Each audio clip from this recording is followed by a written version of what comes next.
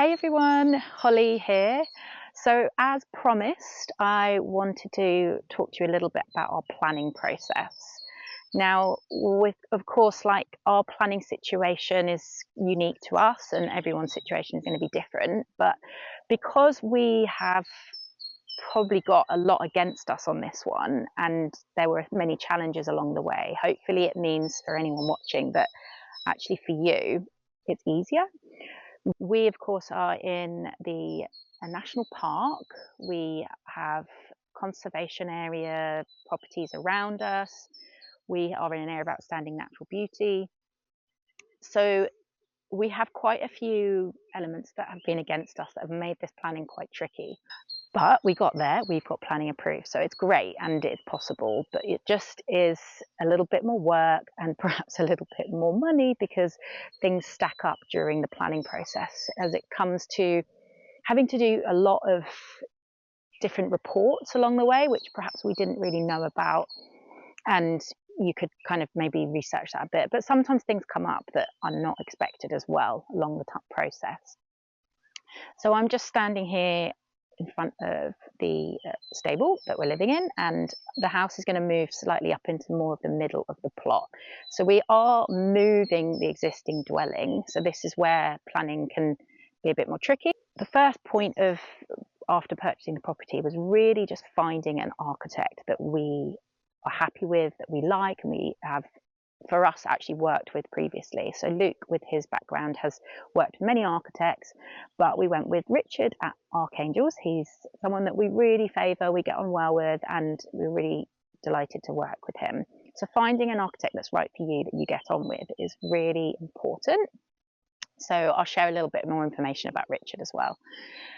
So with Richard on our side now with this planning, it was also something that we discussed early on, even before we'd even moved into the house, that we were going to look into getting a planning consultant.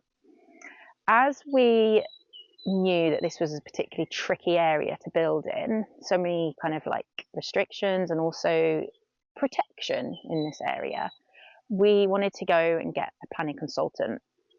And particularly researching the planning consultant, we decided that we needed to find someone that was local to the area, but also had a success rate with planning in the surrounding area. And for us, we managed to find someone that actually had a success rate on the same lane as us. So this for us was like a no-brainer. We were like, okay, they've had planning approved, it's down the road, it's perfect, let's go with these guys. So yeah, I'll share some more information about that as well.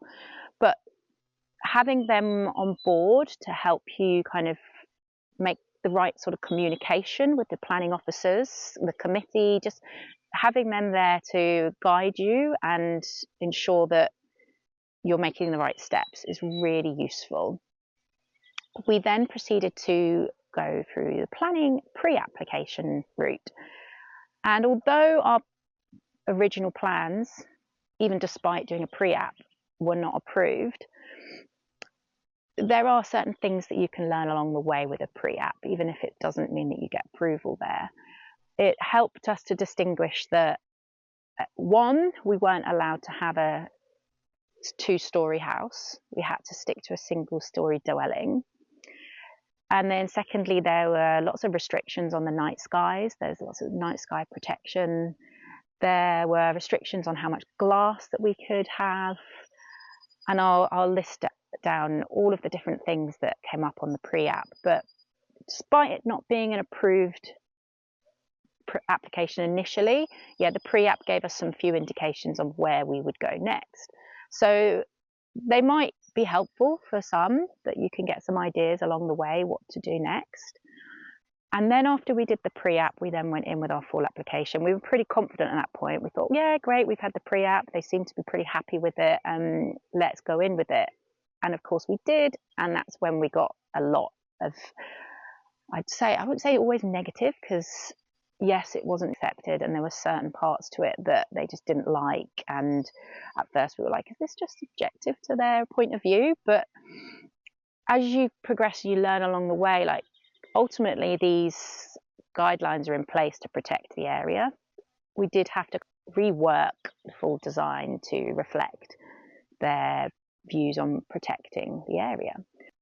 So one thing that helped us along the way was building relationships and trust with our planning officer. So although we had a planning consultant, it got to the point where actually back and forth emails meant that things were just slow, and we wanted to be able to have a proper conversation. So we actually sat down, we made an appointment to sit with our planning consultant, went to the council offices and discussed in that phase between the old plans and the new approved plans. It was the best thing we could do, was actually sit down face to face with them, build trust, build a relationship, just really listen to what it was that they wanted from this design. Because ultimately this is our home and we want to build our home, but there are restrictions in place. So we needed to listen to them.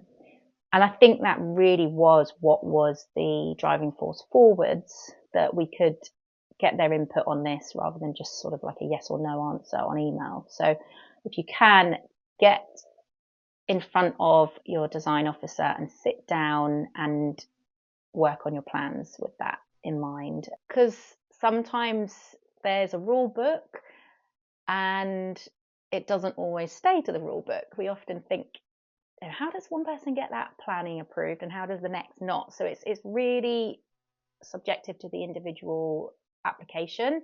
And I hope you get something from this process. If there's any questions that you want to ask along the way, we can ask the architect. And if there's anything else that you'd like to see more of during this initial process, then please do like and subscribe. And thank you.